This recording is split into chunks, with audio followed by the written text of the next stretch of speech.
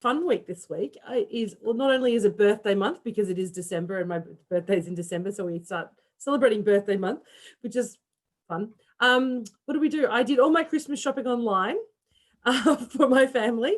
With Michael and I, we don't often get time on the weekend on our own with my daughter. So we did all our Christmas shopping for her and everyone else online on Monday, Tuesday together, which was actually kind of fun.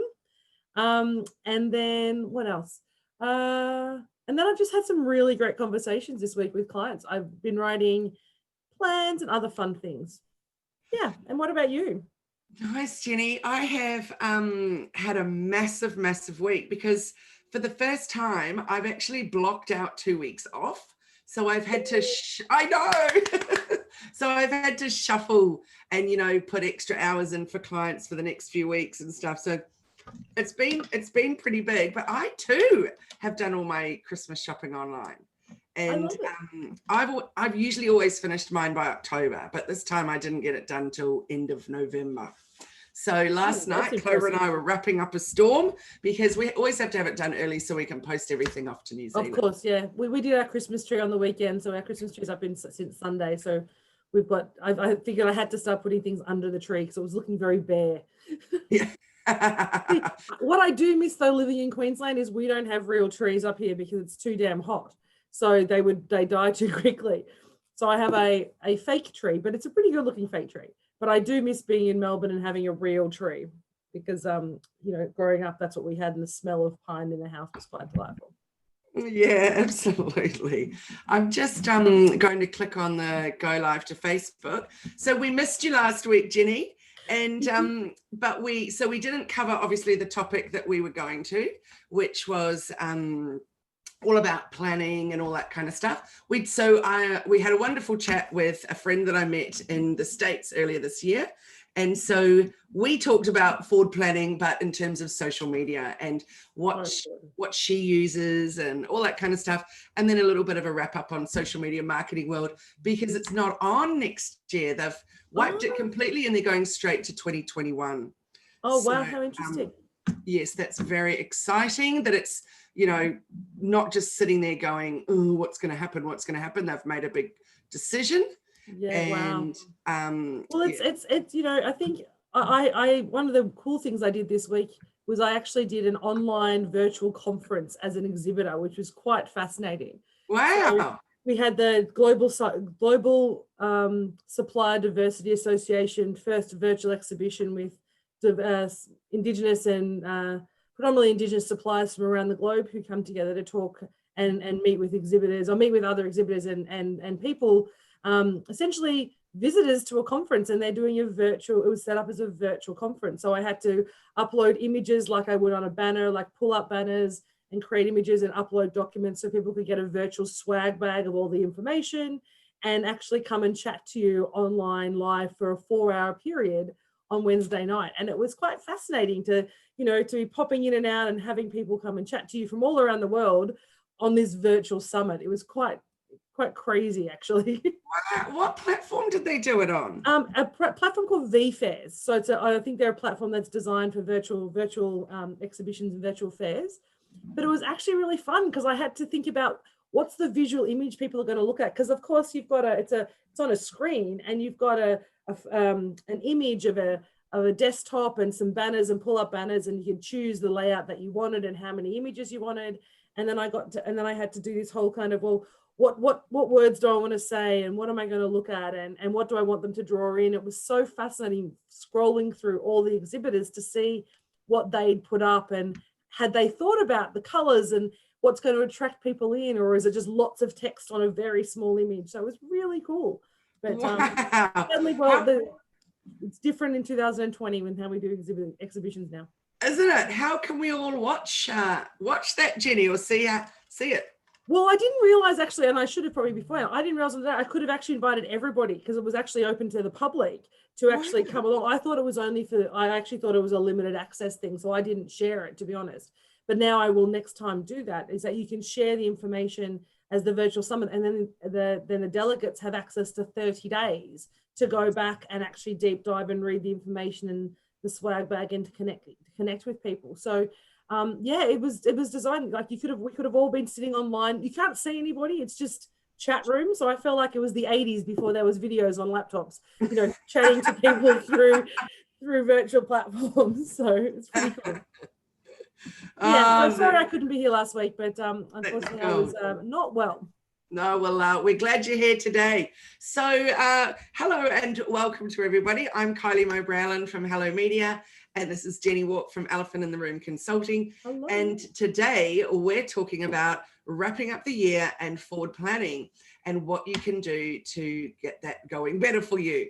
So Jenny, share with me maybe like your 3 top tips, or that could be 10 top tips, but I'd really love to hear how you go about planning for next year. Such a great question. In fact, we were talking about this yesterday, weren't we, Chloe, about where are people at? And so I often ask my clients, are you even thinking about next year? Have you actually stopped thinking about 2020, and are you thinking about 2021?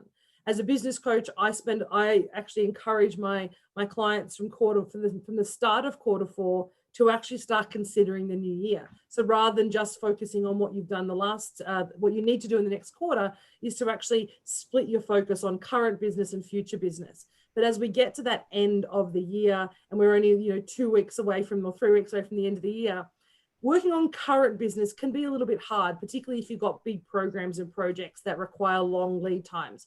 So now is the perfect time to be starting, what's my future business going to look like? So the first tip I think, and when we're talking about planning, is always whenever you're doing any business planning, and I mean every week when you schedule your diary, every month if you do a review, and every quarter if you do a business check-in, is you consider what is my current business actions that I'm doing and what are my future business actions. And that future business actions definitely include social media, because that's about future business. It's not stuff we get now, it's stuff that we're building engagement and building content and building trust online for future business. But now is the time to say, okay, what do I want to achieve in 2021? What did I do really well this year? What didn't I do well this year? And what can I do to change it? So really simple questions, don't need complicated, documents or spreadsheets or charts. It's those 3 simple questions. What did I do really well this year? What did I not do well this year? And what can I do differently to bridge that gap? Because you only need to make one minor change and it can have a huge impact in your business functions. And that could be posting one more, for your world in the social media or digital marketing or marketing generally, doing one more promotion a week could have a huge impact on your business. You don't need to, suddenly become, in everyone's face all time. It's only little steps. So I'm very much about the small steps we need to take every day that's going to have huge impacts down the track.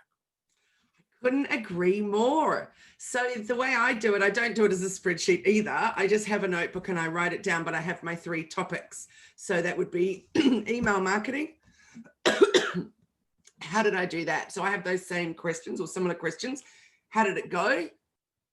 What could I have done better? Or what was I really unhappy with what I did? And then what am I going to change for next year? Or what am I even going to do the same for next year?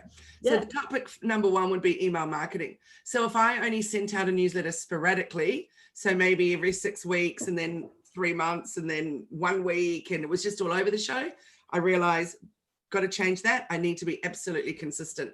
So what we just changed through having a little look at how ours is performing is, in recent times, our newsletters on a Friday were great. We've now just changed it to Monday to tweak a few little things. And so that's our planning going forward, is just changing the day that we're sending it out from looking at our analytics and things. So that's the first thing. Then we go and have a little look. So basically it'll be consistency and when you're sending it. And of course you'd be looking at, what are you putting in there? What are you sharing? Are you giving value? Are you giving a gift? And I don't mean like a chocolate bar. I mean, are you actually giving something for free, like a great snippet about a blog post that's going to help somebody or something like that? And rather than just sell in all of your newsletters. The next one I look at is my social media, and where have I not been performing well, or where have I not even been visible at all? And I'm the first one to stick my hand up and say, just of late, we're making some new changes because I was pretty slack on the channels that I don't enjoy. Yeah. Now, firstly, I don't believe you have to be everywhere all the time. Like, I definitely don't. I don't want to be on TikTok, so I'm just not going to be there. I don't enjoy hanging out on TikTok, but I really recognize that LinkedIn's an important one for me to be there. Definitely. And I was always using YouTube as more of a storage for all of our things, so we're changing that up. And the other one that I'm going to do, I'm definitely still not excited about Twitter, but I'm doing a whole lot more on Google My Business, which we've been doing for a large part of this year anyway, but really getting on top of that and really upping our Pinterest. So that's exciting. So really recognizing where could you be doing it better. Now, for those of you listening, maybe at the moment, Facebook seems like enough or Instagram seems like enough. So see what you can do to up that. Yeah. So it might be that you're only getting visible once a week. So aim for 3 times a week. Do a post on your personal at least once a day if you can. I don't mean at least once a day, because I think once a day is plenty. And I certainly don't do it even every single day. But making sure that you're sharing about letting people know what your business is and what you do. I don't mean that you're trying to sell to your friends, but certainly so that they can support you and follow you and join your group and things like that. And then the other one is, where are you at with your website? Have you done any work on your website lately? And the easiest way, of course, is to do a new blog post or refresh an old blog post. Obviously, there's a lot of other things you can do with that too, but you can't just have it sitting there and ignoring. So those are my top 3, Jenny, that I work on going forward.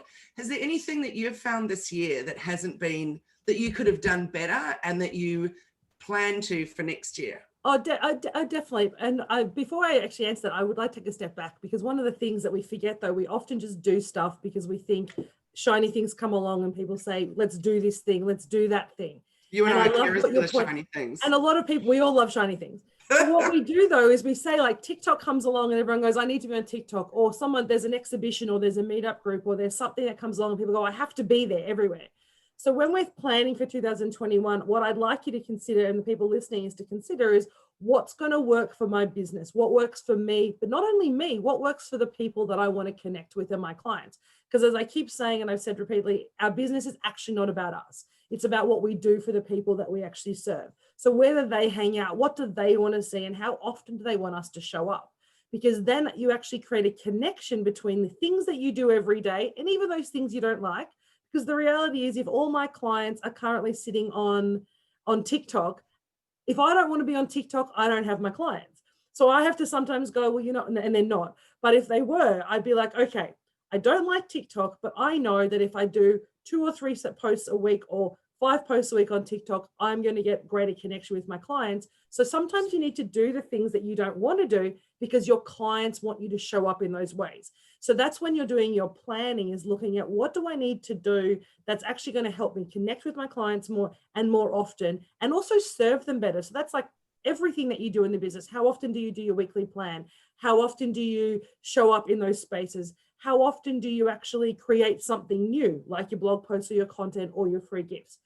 But my reflection this year, particularly with kind of the COVID and the non-COVID and can we meet up and can we not meet up, is what I found is the transition from face-to-face meetup groups, which I love doing, to online groups. I think I stayed in the face-to-face space as much as I possibly can, and we still do our face-to-face groups. In fact, we have our final Christmas party coming up next Wednesday night, and it's about, it's a big Christmas first birthday bonanza.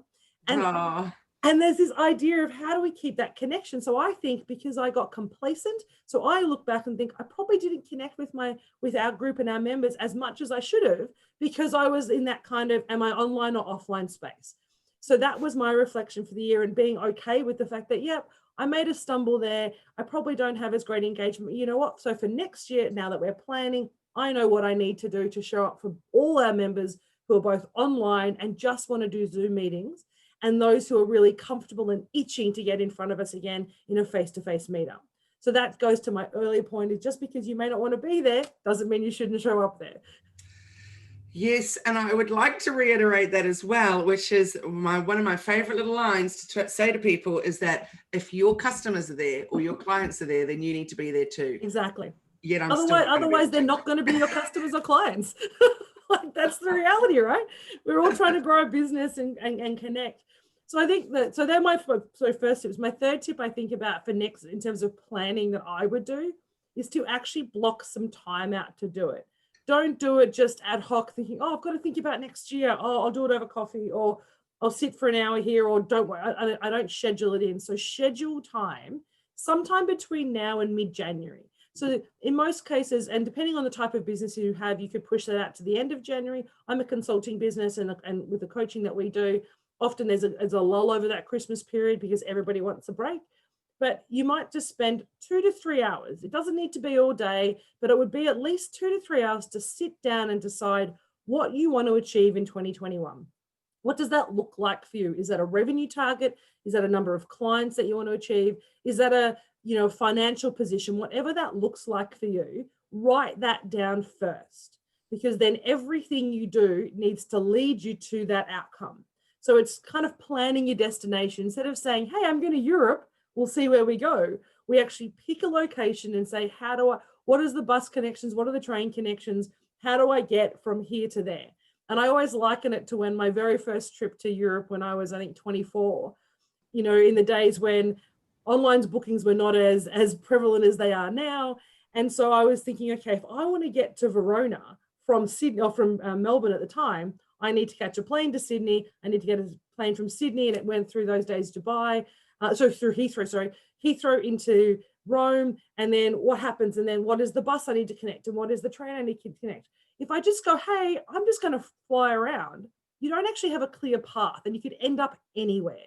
So for businesses, you need to be planful, not structured, but planful in what you do. You don't have to be structured, just have a clear direction of where you want to go. So start with, what do I want to achieve? What does that look like? And then what are the things that I need to do well, differently, or new to actually allow me to do that? Absolutely. So well explained. We're actually doing ours in December. So we finish officially on the 24th, but we're having the 23rd as a full planning day. Beautiful. So that when we stop and close, we can actually know what it is that we're doing. Then, even though I said I've got 2 weeks off, actually that meant off from one-on-one and face-to-face and all of that with clients. So actually a few of those days are days with my team to get it moving forward, and exactly what you've said. So a roadmap of where we're headed. Well, we look at, sorry, I was just saying, we look at the, when you look at the statistics, the only difference between, successful people are those that actually take action in their business. That's the difference. No one, we all, are capable of being successful. We all have the skills. And if we don't have the skills, we can find the skills. We're all capable of surrounding ourselves with the resources that we need to enable to be successful. That is the beauty of the world that we live in Australia, and the resources that are available to us in person and online. Like, we are so blessed. So the only difference that makes, from the person sitting next to you, or you're looking through it when you're, on a Zoom call, is if they're successful and you're not. The question is, what are they doing that you're not doing that you need to start to do? And it's those action days, it's those action times that we take that really make a difference to our long-term success, and also happiness and personal feeling of achievement if you do that stuff that you say you're going to do. Absolutely. I ran a lead magnet masterclass this week. It was a one-day, wonderful day with a lot of great things came out of it.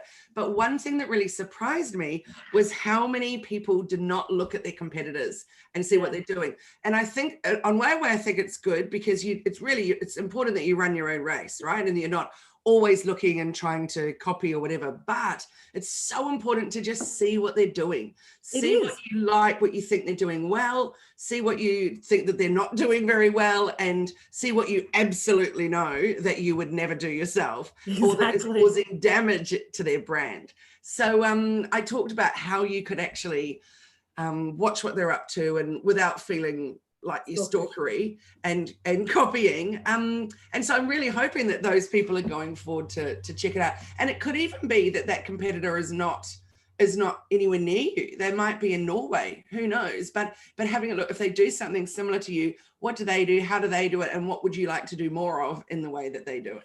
And the wonderful thing about competitors, when you're looking at competitors, people, we're in a different world now with the connectedness of the world that we have. As you say, your competitor might be in Norway. but the market is so large. There are so many people needing support. There are so many people wanting to connect and to do all the things and the services that we have. The term competitors, I think, is slightly outdated in the sense that there, I can't service everybody. You can't service everybody. So it's okay that we have someone else who's also servicing the similar client in a complementary way. And it could be the same way, because I can't serve everybody, and not everybody wants to actually work with me or work with you. I don't know why, because we're amazing, but not everybody does. And it's really, people need to find their people. So when we look at competitors, don't only look at the people that you resonate with and go, oh my gosh, they're amazing.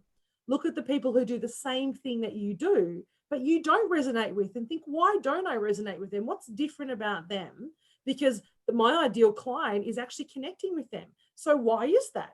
And so look at those things that they do, as you said, but don't just go to the ones that you feel that you want to aspire to, or that you look to and say, wow, I love what they do. Look and go, wow, I don't like what they do.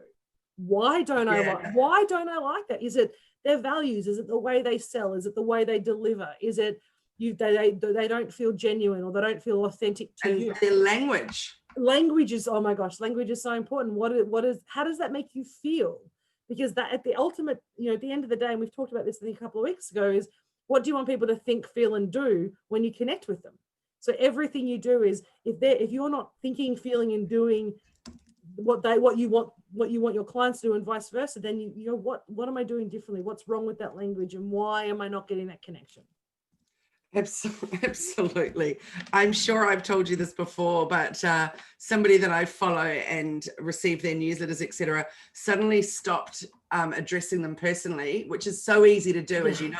Hi, Kylie. And all of a sudden it became hi, Dal, and hi, Han. And what a super turnoff. And I've obviously talked about it before because it really bugged me. And isn't it interesting that now when I think of her, that's more in my mind than actually the amazing content that she shares. Yeah. So yeah, it's those things that we don't think about. I was actually thinking about this recently. I love MailChimp and have always used MailChimp, but recently I've been using Drip as my mail out. And I realized one of the things that I love about it, and it's so silly, is that because obviously I send a copy to myself, so I have a record of it. When you get an email from Drip, it actually just comes from your email address. It doesn't have that sent on behalf of Jenny through MailChimp or through Drip. It actually just shows up in my inbox as my email address. Versus when I send from MailChimp, it has that, you have that kind of auto responding kind of little text that happens at the top of the email from. Mine doesn't have that. Well, see, mine does that on MailChimp. Maybe it's the way I've got MailChimp set up. Interesting. Yeah, so with Drip, but I love that idea, because for me, even though we know autoresponders, all those things are automatic, and we set, we've planned for them, and they come out when they come out. It's like, while we're sending, somebody sending a social media on Christmas Day, you didn't sit there and type that. You set that up on the start of December, but I still feel good when I get it on Christmas Day. Even though I know that, the little things in the way, so that too, saying that, that conversation of, hi, Kylie, how are you today? Or even asking, how are you, or how have you been at the start, is for me a really big thing. Yeah, I totally agree that you actually care. Exactly. that you've got me on your list. I think that's a really important one for sure. So that made me chuckle, Jenny, when you said about having an email out on Christmas Day or something. So how much break are you having this season? So I'm going to have probably a formal break of about 10 days, but then I will be working either side. So there'll always be something in my business that I need to do, or something to look at and respond to, because a lot of my clients I'm doing projects for at the same time. So there's always something little that we need to do, but I'll probably have a solid 10 days off. I actually enjoy tinkering in the business. I actually enjoy coming in and doing a couple of hours and just kind of keeping, and it's not because I don't want to switch off, or don't feel like I can switch off. For me, I have space during that time to really wonder and think about the amazing things that we can do in the business. And so I like to be able to capture those in those moments, rather than waiting to when I'm officially back at work. But yeah, I think most of my clients, I think, will be taking a break for a couple of weeks. So I'll take advantage of that as well. And so what will you be scheduling? So will you be scheduling, say, 1 or 2 newsletters? Will you be scheduling your social media? What will you be doing to plan for that? So for me, I've got a, excuse me, I have a weekly newsletter. So I've been sending a weekly newsletter out at the moment. So that will go out. I'll probably do that still, write that the week before Christmas. So there'll be a weekly newsletter. And then of course I'll do my social media for that week. I think what I've been finding for me is I've been going through like a change in the way that I'm presenting the brand, and I'm going through that, like all of us do at some point. It's really important to reflect on your brand and look at what you want it to look like for the new year, and that's what the last couple of weeks have been for me. So the December Christmas period over to the new year will be about launching and kind of playing around with the new brand. So I'll do some scheduling over Christmas, see how it responds, and then roll that out in the new year. But definitely, I mean, always like to schedule 1 or 2 posts a day. Right, that's great. So what I find every time I have a break, or even just at weekends sometimes, but particularly I know it'll happen this Christmas break, is that I really enjoy doing the social media myself. So while we'll still have the same things scheduled and stick with our digital planning plan, I was trying to say, our digital marketing strategy plan, but I really enjoy getting on there and just doing a whole lot of fresh stuff while I'm there, jumping on Instagram, doing some new posts, making some videos, because they're all the kind of thing I love doing, but I don't find the time to do it in the way that I want to. So that's fun for me. So I'm a bit like you, actually, even though I say I'm having a full complete break, there's no such thing because I actually love it so much. I know, so it makes a difference. It makes such a difference when you're actually enjoying the stuff you're doing. It's to be like, hey, yeah, I'll post about this. And that's when I get my great thought bubbles, is when I'm having that space and I go, wow, that would be amazing. I need to include that on the next program, or I need to talk to my clients about that at the next coaching session. And that's when I go, now is the time to capture that information and plan for it. Absolutely. I couldn't agree more. So that was wonderful. I hope that everyone found that really helpful in terms of what you could do to plan for next year, but also to plan for your break and to schedule those things, particularly the social media, and at least one newsletter going out.